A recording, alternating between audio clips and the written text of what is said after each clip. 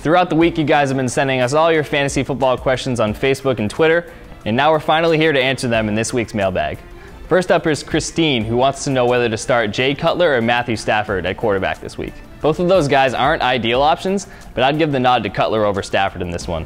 Cutler looked pretty decent against the Oakland Raiders coming back from a hamstring injury in Week 4, and now he gets the Kansas City Chiefs, who have allowed the most fantasy points to opposing quarterbacks so far this season. Stafford, on the other hand, has a much tougher lineup against the Arizona Cardinals secondary, and he hasn't thrown for 300 yards in 7 straight games. Our next question comes from Jude, who wants to know if he should drop DeMarco Murray already. That's a tough question, as Murray has been one of the most frustrating running backs in fantasy this season, but I wouldn't drop him just yet. The Eagles still have time to figure things out, and they did pay Murray a lot of money this offseason. While you shouldn't be starting Murray on a weekly basis right now, I think it's worth having him on your lineup in case he turns things around. Our last question comes from Jay, who has a little bit of a dilemma. He needs 3 players to start out of these 6. Todd Gurley, Duke Johnson, Mark Ingram, CJ Anderson, LeGarrette Blount, and Alfred Morris.